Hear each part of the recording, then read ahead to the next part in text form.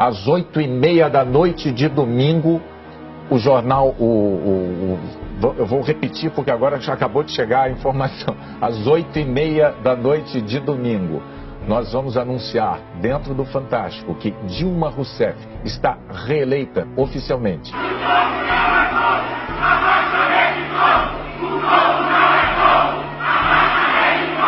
Faremos uma oposição incansável, inquebrantável, intransigente.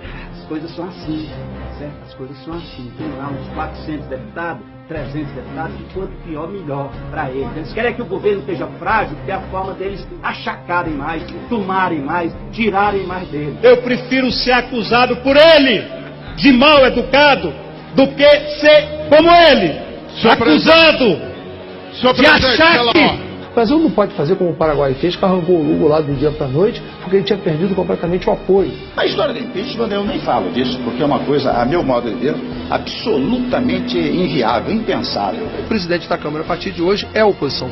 O anúncio vem um dia depois que um delator da Operação Lava Jato afirmou que Cunha recebeu $5 milhões em propina por um contrato da Petrobras.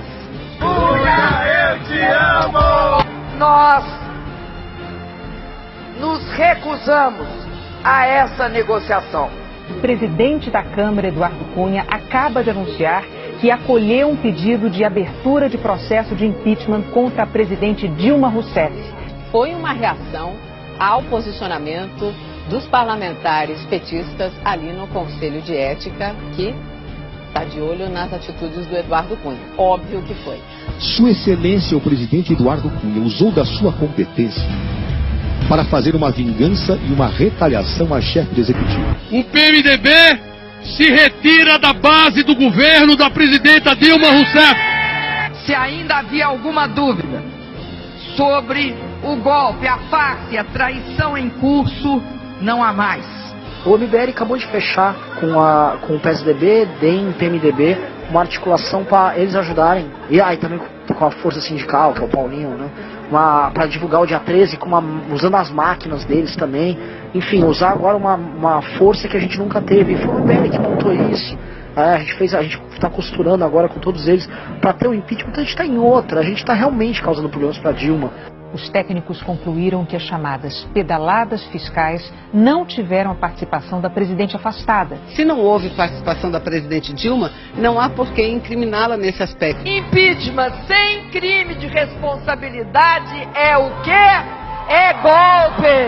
Nós queremos servir a uma cobra! O Brasil não é a República da Cobra!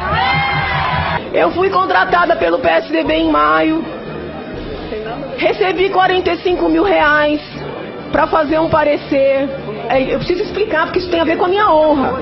Pela memória do coronel Carlos Alberto Brilhante Ustra, o pavor de Dilma Rousseff. Sim, sim, sim, sim! Até que Deus tenha misericórdia dessa nação. Voto sim. O ex-presidente da Câmara, Eduardo Cunha, está na carceragem da Polícia Federal em Curitiba. Ele foi preso hoje de manhã em Brasília. Eu acho que eu nunca vi tanta hipocrisia junta por metro quadrado. Aquilo ali era uma pura encenação para justificar a tomada do poder. As palavras da acusação foram muito injustas. Para quem conhece Dilma Rousseff, pedir a condenação para defender os seus netos é algo que me atingiu muito fortemente. 31 de agosto de 2016, assino a sentença. Esse impeachment, quando assistiram, encerra novamente um ciclo, aqueles aos quais eu me referi a cada 25, 30 anos no Brasil, nós temos um tropeço na nossa democracia. Mergulhar o país no estado permanente de instabilidade política, impedindo a recuperação da economia, com o único objetivo de tomar à força o que não conquistaram nas urnas. E que seus inimigos são acusados de crimes mais graves. Levanta a suspeita de que Dilma Rousseff estaria sendo removida porque permitiu o avanço da Operação Lava Jato, diz o editorial do New York Times. E no Guardian, um jornal britânico que é muito lido aqui nos Estados Unidos, diz que quem deveria estar em julgamento deveria ser o sistema político brasileiro e não uma mulher. Porque tem uma coisa interessante nesse golpe, eles confessam o golpe. Sugerimos ao governo que adotasse as teses que nós apontávamos naquele documento chamado Ponte para o Futuro. E como isso não deu certo, não houve adoção, instaurou-se um processo que culminou agora com a minha efetivação como presidência da República. Nós temos a convicção de que não há crime de responsabilidade fiscal nesse processo. A maioria aqui nós votamos exatamente para a questão da governabilidade.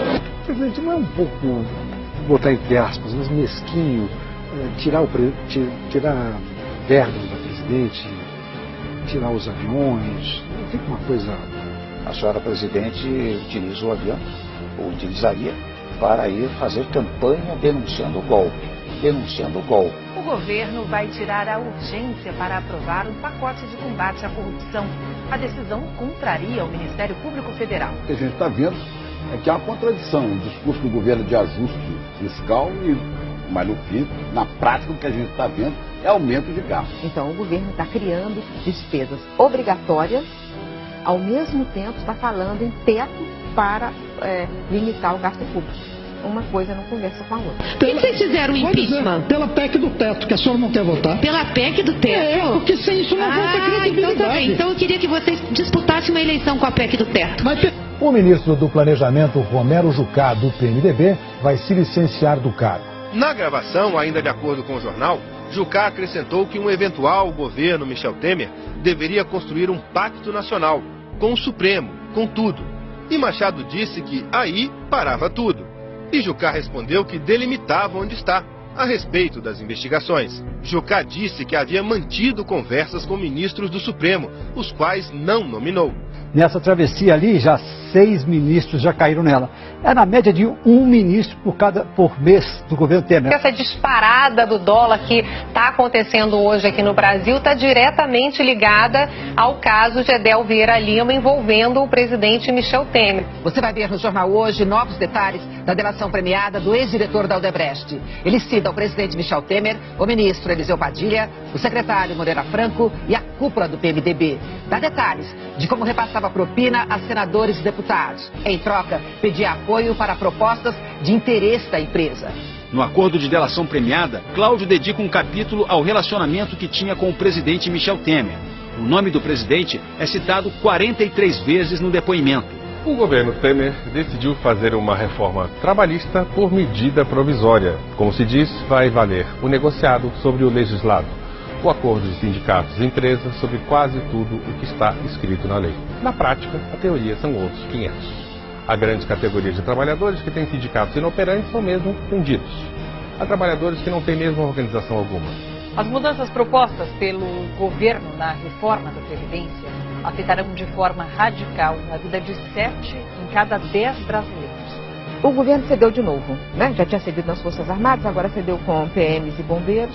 E PMs e bombeiros pesam muito nas contas dos estados. Eles podem se aposentar com menos de 50 anos. Então, eles ficarem fora disso aí não tem muita explicação. Canalha! Hipócrita! Canalhas! E golpistas!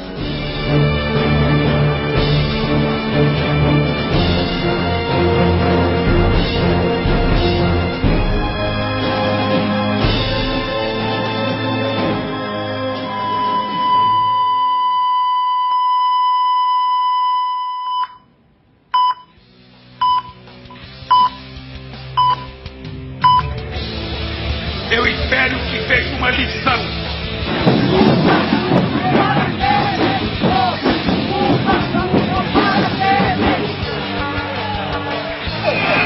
Uma tudo!